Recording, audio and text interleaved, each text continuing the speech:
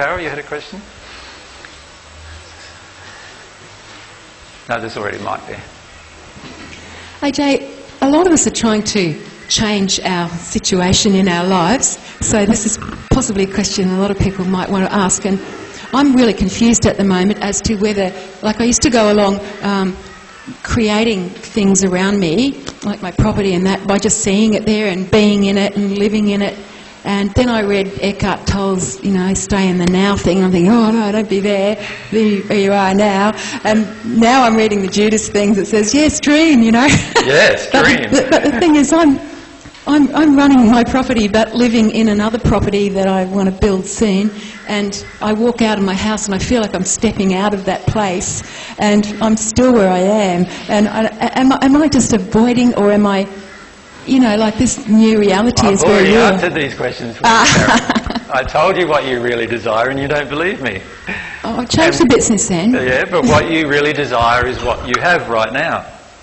And you see, can I just talk about two aspects of this? There's the aspect of the law of desire. So desire is the first thing.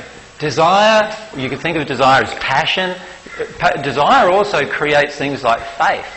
And desire creates things like imagination. All of those things are all real, tangible things that are then used to create reality. So you look at things on earth, for example. When you imagine something and it really appeals to your heart, then you start sort of going down the track of creating it in many cases, don't you? Many people do this in an artistic way. So they imagine a drawing they would like to draw and they draw it and it becomes real. Many people do that in a scientific way or an engineering way. They imagine a bridge across a certain place with a certain design. This is what architects do every day, isn't it? They imagine a building of a certain type, of a certain nature, and they draw it, and then all of a sudden it gets built. So all of these things come from imagination and desire. So these are very, very powerful things. You need to follow your desires and your passions and your imagination. But then there's also the underlying, if you like, emotions of error that our Father is constantly trying to trigger within us, using different laws. The different laws are that we've gone through: the law of cause and effect, the law of attraction, the law of compensation. All of these laws are there to help us deal with this group of emotions that prevent us from a connection with God. So, desire is very powerful. Desire always creates. Even if it's a negative desire, it always creates something, which includes damage to our own soul. So if I had a desire to go and rape a woman, that is going to have a negative result, for example, on a lot of different things, both to myself and my own soul, but also to the woman and to her family and to her relationships and everything. It's going to affect everything. So those kind of desires come from emotions that are what I would classify as error emotions, or emotions that are not based on truth. What happens is our law of attraction is telling us that what we think we want is not what we really want, if we're not getting what we really think we want. Now that was pretty... I don't know if I could repeat that one. So, let's say I think I want a new car. That's what I think I want. But my soul says you're not worthy for a new car. You're only worthy for a car that's worth $1,000. That's all you're worthy for.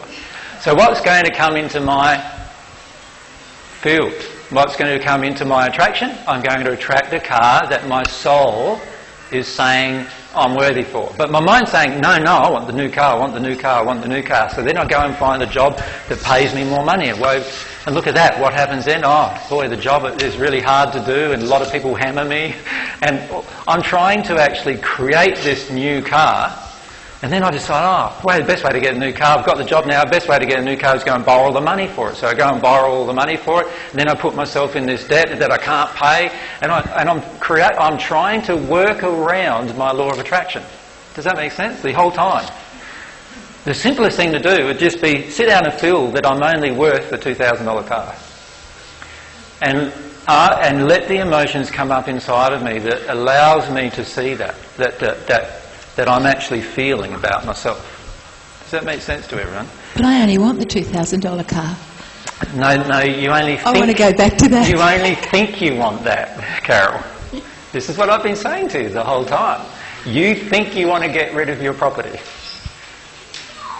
But I don't want to cook for anybody anymore. I can't even make myself make a meal. It's very bad for business. But I've told you how to deal with that. But you just don't want to believe me. That's okay. You don't have to. But the truth is, I do agree you don't want to cook for everyone. I do agree with that. But then you worry. See, there's an emotion that kicks in of, oh, okay, like if I don't do that, then I won't have money coming in to pay for the debt that's on my property, right? And so really a lot of times what's been driving you is the fear about the debt that's on your property. And that whole situation is there for you to deal with the fear about the debt, which you're not wanting to deal with. What you want to do is just get rid of the debt and then you don't have to deal with the fear. Does that make sense? You're better off, far better off, to deal with the fear about it first. Deal with the fear about it. What's it triggering inside of you? It's triggering this panic feeling and other types of emotions of being under somebody else's control. In this case, the bank's control, if you like, in a way. Being under and being beholding to other people, because there's a few people involved in the debt, isn't there? So you're being beholding to other people in a way that they are now controlling you in a way, and you're feeling controlled by the whole situation. So your law of attraction has brought you this feeling of being controlled. So go into it. Let yourself feel it completely. When you feel it completely, your law of attraction will change. Then you'll either get out of the debt if that's your pure desire, or something will happen to bring you funds where you get out of the debt naturally. But if you don't deal with the underlying emotions that are being created by the event, what happens is you'll be trying to do it all intellectually and getting yourself more into a panic and more into a worry and more into stress and so forth, which actually creates more fearful-based law of attraction events to get you into a state where you eventually get to the underlying causal emotion. So that's what's happening for the majority of people on the planet. For the majority of people on the planet, we're trying to do something that's totally the opposite of what our soul is sending out to the universe. And that's where we need to understand what's going on.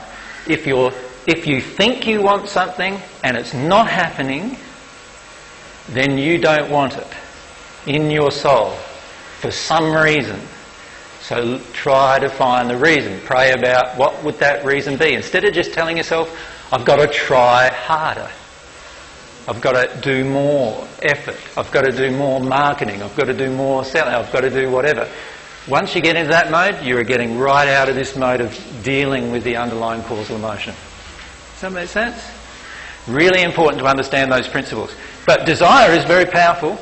And when your true desire is present without limitation, that's when you actually create in the most powerful way.